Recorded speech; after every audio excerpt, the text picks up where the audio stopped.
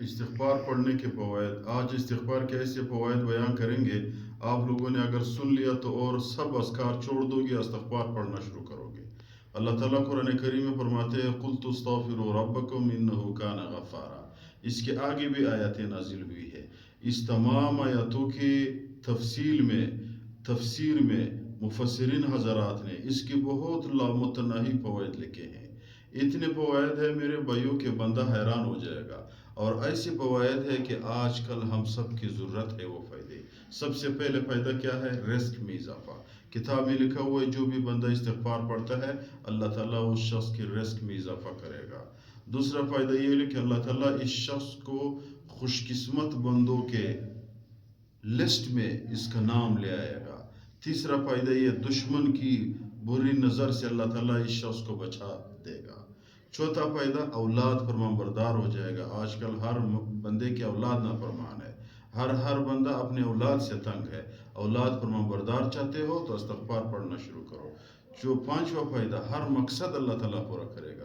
جس مقصد کے لیے بیمار ہو، مقدمہ ہے، دشمنی ہے، رزق کی کمی ہے، گھریلو جھگڑے ہیں، جو بھی پریشانی ہے، استغفار پڑھنا شروع کرو، اللہ تعالیٰ آپ کی اس مقصد کو پورا کرے گا۔ چھٹا فائدہ کیا ہے؟ راستے کی رکاوٹ کو اللہ دور کرے گا۔ جو بھی بندہ استغفار پڑھتا ہے، جس راستے میں اس کی رکاوٹ ہے، آج کل ہر بندہ پریشان ہے، کہتے ہیں ہمارے سامنے رکاوٹیں آتی ہے، یار استغفار پڑھنا شروع کرو، رکاوٹ ختم ہو جائے گا۔ چھٹا فائدہ۔ ساتواں فائدہ کیا ہے؟ کامیابی انسان کی مقدر بن جائے گی۔ جس کام پہ ہاتھ ڈالو گے استغفار پڑھنے والا تو اللہ تعالیٰ کی مدد شامل حال ہو جائے گا۔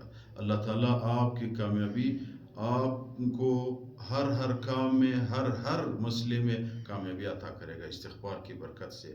آٹھواں فائدہ دشمن پہ فتح۔ آج کل ہر بندہ میرے بھائیو دشمنی زیادہ ہے، گھر والے ایک دوسرے کے ساتھ دشمن ہے، پڑوسی کا دشمن ہے، گلی والے، محلے والے، گاؤں والے، ہر بندہ دشمن اس کا زیادہ ہے۔ اللہ تعالیٰ دشمن پہ آپ کو فتح عطا کرے گا اگر آپ استغفار زیادہ پڑھتے ہو۔ نو فائدہ کیا ہے جو آج کل ہر بندے کو ہے؟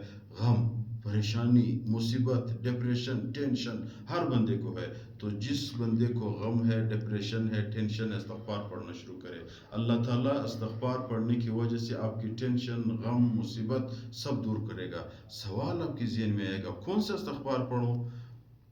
بڑا والا پانچواں کلمہ پڑھو، کون سے استغفار پڑھو؟ دیکھو میرے بھائی علماء نے لکھا ہوا ہے کہ جو بھی آپ کو آتا ہے، استغفر اللہ رب من کل ذنب واتوب الیہ، استغفر اللہ العظیم الذی لا الہ الا هو الحی القیوم واتوب الیہ، اگر یہ آپ کو نہیں آتا ہے صرف استغفر اللہ پڑھو یار، استغفر اللہ استغفر اللہ استغفر اللہ، لیکن دل سے پڑھو، توجہ اللہ کی طرف کرو، کھڑے ہو کر پڑھو، بیٹھ کر پڑھو، لیٹ کر پڑھو، یار بسترے میں پڑھو، وضو کے ساتھ پڑھو، بغیر وضو کے پڑھو۔ امت محمدی پہ اللہ تعالیٰ نے احسان کیا ہوا ہے کہ وہ ذکر بغیر وضو بھی کر سکتا ہے، وضو کے ساتھ بھی کر سکتا ہے، کھڑے ہو کر کر سکتا ہے، گاڑی میں بیٹھا ہے کر سکتا ہے، دکان میں بیٹھا ہے میرے بھائیو، اپنے بسترے میں لیٹا ہوا ہے تو استغفار پڑھو، درود شریف پڑھو، جو بھی ذکر آپ کو آتا ہے اس کو کرو۔ لیکن اگر آپ استغفار زیادہ پڑھتے ہو آپ کو یہ فوائد اللہ تعالیٰ دے گا۔ یہ جو فوائد ہے ہم سب بندوں کی ضرورت ہے۔ آج کل ہر بندے کو ان کی